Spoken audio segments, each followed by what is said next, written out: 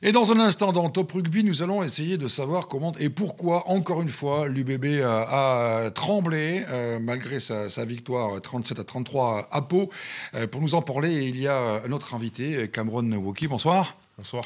Mais avant de parler de l'UBB, on va parler de l'équipe de France.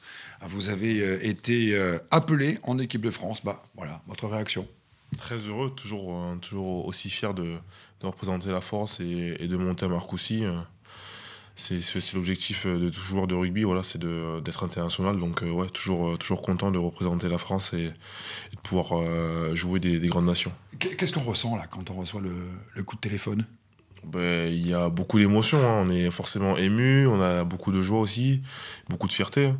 Parce que voilà, je pense que tout joueur performe en championnat pour pouvoir atteindre ce niveau-là. Donc en tout cas pour ma part, je suis très heureux d'être appelé.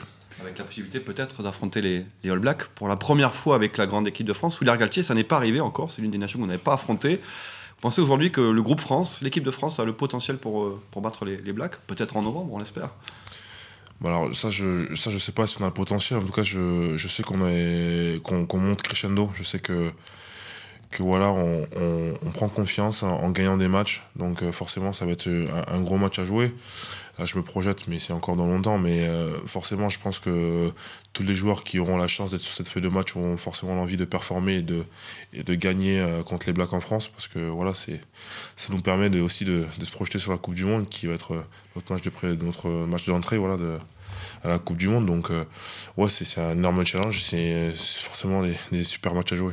Parce que on est bien d'accord, hein, cette sélection en équipe de France, il y a 2023 en ligne de mire, bien sûr. Forcément que ces matchs préparent la Coupe du Monde. Hein, et on est forcément content de jouer ces nations-là pour nous préparer à la Coupe du Monde. C'est des nations qui performent, dont l'une des meilleures nations du monde. Donc forcément, c'est des matchs qu'on va aborder sérieusement en vue de la Coupe du Monde. C'est vrai qu'on a vraiment l'impression qu'il y a une génération là, extraordinaire en équipe de France. C'est ce que vous ressentez aussi. On a vraiment l'impression qu'il se passe un truc un peu... Ouais, c'est sûr que maintenant, il y a un autre mode de fonctionnement avec Fabien Galtier et Raphaël Ibanez. C'est sûr qu'ils font beaucoup plus confiance aux jeunes et ça s'est vu. Voilà, il y a beaucoup plus de liberté, de légèreté. Et c'est un groupe homogène qui vit bien, hein, surtout qui vit bien, parce que c'est forcément important et que ça se reflète sur le terrain. Mais aujourd'hui, c'est sûr qu'on a une très belle équipe et que tout le monde a envie d'être meilleur. Alors, Cameron, l'avantage, c'est que vous n'allez pas partir seul, même si j'imagine que si vous étiez parti toute seule, vous seriez parti quand même.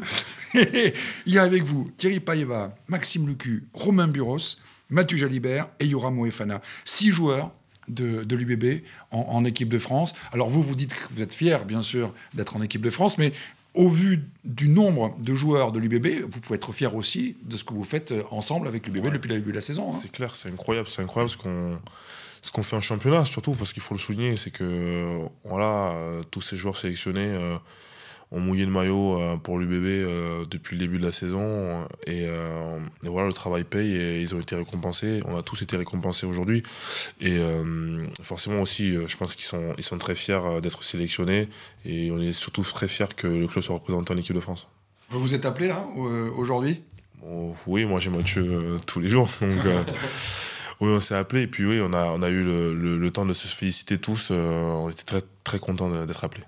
Peut-être plus personnellement, la tournée cet été en Australie, on a l'impression que vous avez pris une autre dimension. Voilà, de toucher à l'équipe de France, ça change un homme, ça change un joueur aussi. Ouais, je trouve que ça m'a changé. Ça m'a changé au niveau de ma confiance. Je sais que j'avais une confiance absolue du staff en Australie, donc forcément ça m'a libéré. J'ai pu jouer comme je sais le faire et ouais, j'avais beaucoup moins de pression. C'est sûr que cette tournée m'a servi pour grandir, pour être un autre joueur. Et aujourd'hui, ça me sert pour représenter l'UBB. Alors, ce sera donc France-Argentine le 6 novembre au Stade de France, France-Géorgie le 14 au Stade Matmut. Ce serait sympa de vous retrouver en plus au Matmut face à la Géorgie. Et donc, ce France-Nouvelle-Zélande, ce sera le 20 novembre au Stade de France. Voilà pour les nouvelles internationales de Cameron Woki et de l'UBB. Mais on va revenir au top 14, Mathieu. Sur les affaires courantes, avec le championnat, le top 14, l'équipe de France est pour après, puisque vous pourrez aussi, avec le groupe de joueurs sélectionnés, participer participer au match contre Perpignan, c'est samedi 15h. D'ailleurs, on vous fait gagner des places. Il faut jouer tout de suite, pas sur la rediffusion. Il faut jouer maintenant.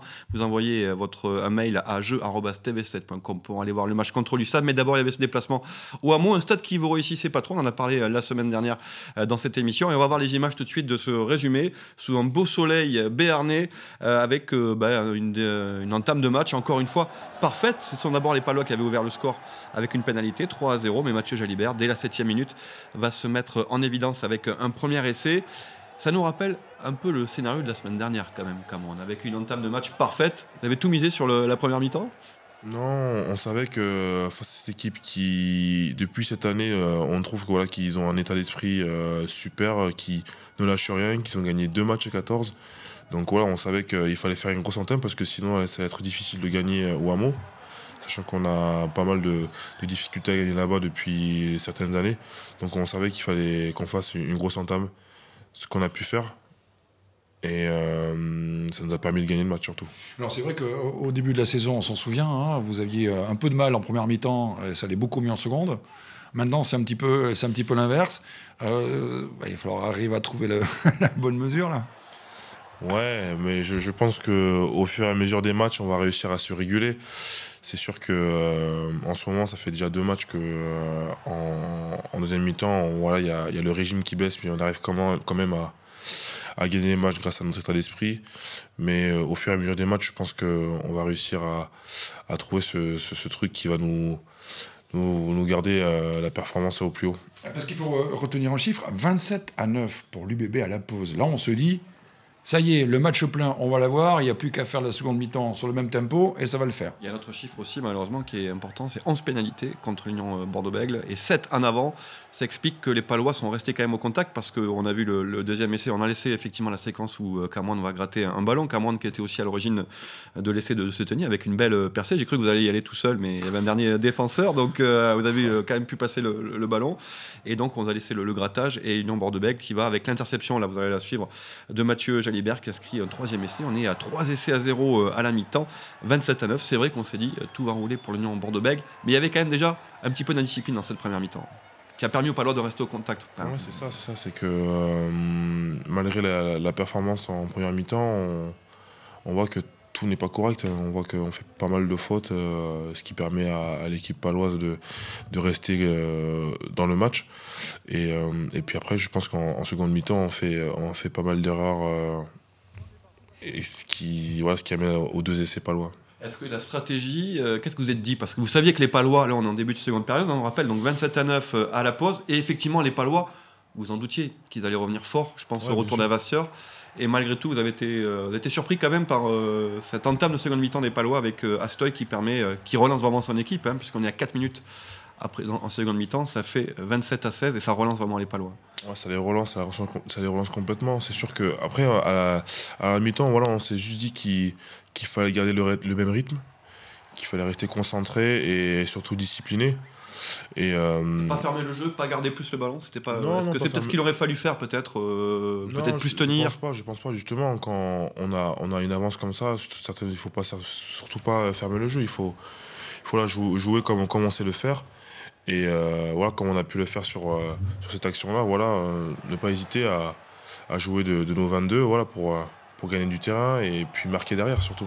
Ce qui s'est passé sur l'essai d'ailleurs de Romain Buros qu'on va voir là. Est-ce que cette irrégularité commence un petit peu à vous inquiéter ? Est-ce que vous commencez un petit peu à douter sur votre potentiel à tenir un match 80 minutes ? Est-ce que ça commence à trotter dans les esprits ? Non, c'est sûr qu'on en parle, on se pose des questions, pourquoi voilà, on arrive à tenir qu'une mi-temps à chaque fois, mais on n'est pas forcément inquiet, on est forcément confiant et sûr de nos forces. Mais moi je suis persuadé que au fur et à mesure des matchs, ça ira beaucoup mieux, mais c'est sûr que si on continue à faire qu'une mi-temps à chaque fois face à des équipes aussi talentueuses que nous, on va perdre le fil et peut-être perdre les matchs. C'est pas trop usant ces fins de match quand même ? Vous l'avez suivi sur le bord de touche à côté du staff en plus. On se dit là quand même, un peu comme à Montpellier, ça doit être un peu. Ouais, ça apporte un peu de piment au match, mais après j'ai aucun doute sur l'état d'esprit des joueurs, donc on finit toujours par gagner les matchs à la fin parce que voilà, on a la culture de la gagne. Voilà, c'est ça qui est fort. Cette saison, peut-être plus que les saisons précédentes. Cette capacité à vous faire confiance et à rien lâcher, même si vous savez qu'en deuxième mi-temps, c'est un peu compliqué. Vous l'avez dit à plusieurs reprises, c'est l'état d'esprit qui nous fait gagner. Et donc ça, c'est important. C'est vraiment le plus de cette année à l'UBB.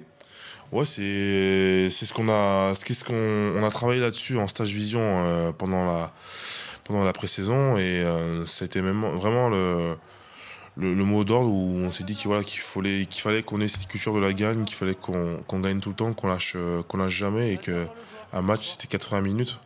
Donc il fallait vraiment tout donner jusqu'à la fin du match. C'est aussi, Christophe Furios l'avait dit ici il y a quelques semaines, que Lyon devait apprendre à être plus efficace dans les zones de marque. On l'a vu quand même à Pau. Chaque fois que vous êtes rentré dans le camp adverse, vous avez pris des points quand même. Donc là-dessus, vous avez une progression là-dessus. Oui, il y a une progression, c'est sûr, parce que c'est surtout très frustrant d'être en zone de marque et de repartir avec 0 points.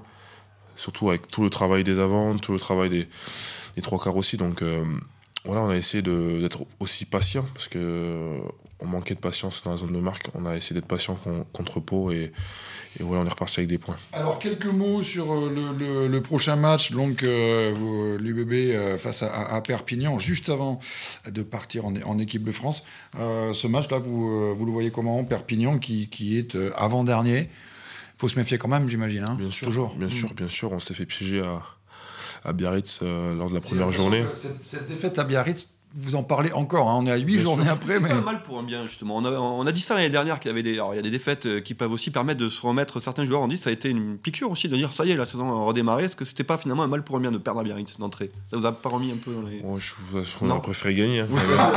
C'est sûr. On a préféré gagner ce match, mais c'est sûr que ce match va nous suivre encore longtemps.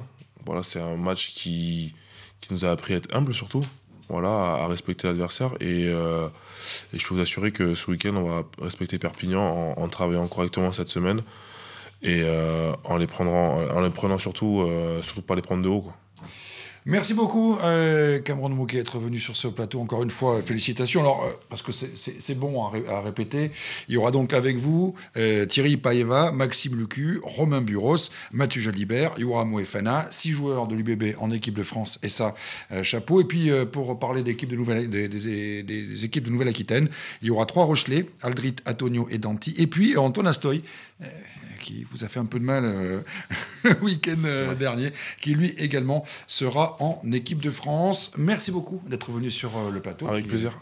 Merci beaucoup, Mathieu. On se retrouve vendredi pour à l'affiche, Pour les avant-matchs. avec bien sûr le jeu des piécettes. Des piécettes, voilà. À vendredi alors. Voilà.